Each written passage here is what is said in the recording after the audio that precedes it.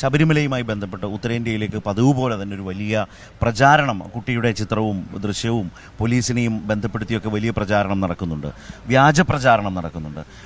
അതും നമ്മുടെ സംസ്ഥാനത്തിനെതിരായിട്ടുള്ള ഇപ്പോൾ പറയുന്ന ഒരു അപകീർത്തികരമായിട്ടുള്ള പ്രചാരണത്തിൻ്റെ ഒരു ഭാഗം തന്നെയല്ലേ? തീർച്ചയായിട്ടും. ഇതിപ്പോഴല്ല, പ്രളയമുണ്ടായപ്പോഴുണ്ടായി, കോവിഡ് വന്നപ്പോഴുണ്ടായി, എല്ലാ ഘട്ടത്തിലും കേരളത്തിനെതിരെ വ്യാജ പ്രചരണം നടത്തുകയാണ്. കേരളത്തിനെതിരായിട്ട് വ്യാജ പ്രചരണം നടത്തുന്ന ഫാക്ടറികൾ പ്രവർത്തിക്കുന്നുണ്ട്. അത് മുമ്പ് കേരളത്തിന് പുറത്തായിരുന്നു, ഇപ്പോൾ പക്ഷെ കേരളത്തിനകത്ത് തന്നെയുണ്ട്. ഇപ്പോൾ ഒരു ടെലിവിഷൻ ചാനൽ ഈ ദൃശ്യങ്ങൾ കൊടുക്കുന്നു, വ്യാജമാണെന്ന് തെളിഞ്ഞിട്ടും അവരത് പിൻവലിച്ചിട്ടില്ലെന്നാണ് ഞാൻ മനസ്സിലാക്കുന്നത്.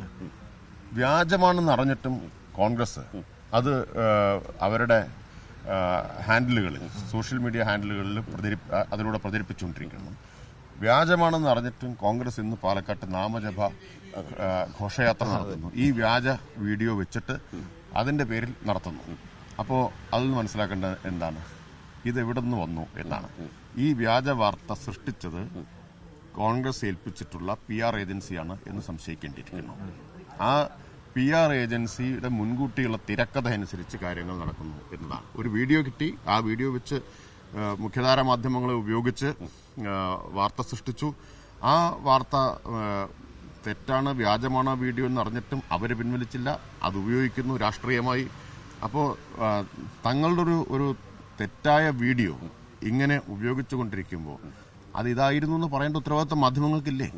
ഒരു മാധ്യമ ജാഗ്രത ഇല്ലാതെ പോയി കാര്യത്തിലും എന്നുള്ള ജാഗ്രത മാത്രമാണെന്ന് എനിക്ക് തോന്നുന്നില്ല. കാരണം ഒരു അബദ്ധം സംഭവിക്കുമ്പോൾ ജാഗ്രതയുടെ കുറവായിട്ട് കാണാം.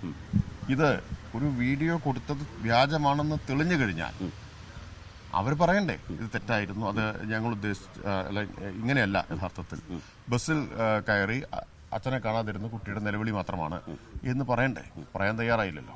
വീണ്ടും ഒരു സുവർണാവസരം തേടുകയാണോ ശബരിമല? തീർച്ചയായിട്ടും. എന്താ സംശയം? അത് പിന്നെ ആളുകൾക്ക് ഇതെല്ലാം മനസ്സിലാവും എന്നുള്ളത് ഇവർ ഓർക്കണം.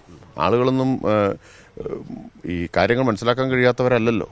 അപ്പോൾ സുവർണാവസരം തേടുക തന്നെയാണ് ചെയ്യുന്നത് എന്ന് ആളുകൾക്കെല്ലാം മനസ്സിലാവും. അപ്പം അതുകൊണ്ടുണ്ടാവുന്നത് എന്താണെന്ന് വെച്ചാൽ മനസ്സിലായി കഴിഞ്ഞാൽ കനത്ത തിരിച്ചടിയായിരിക്കും ആളുകളിൽ നിന്ന് കിട്ടുക.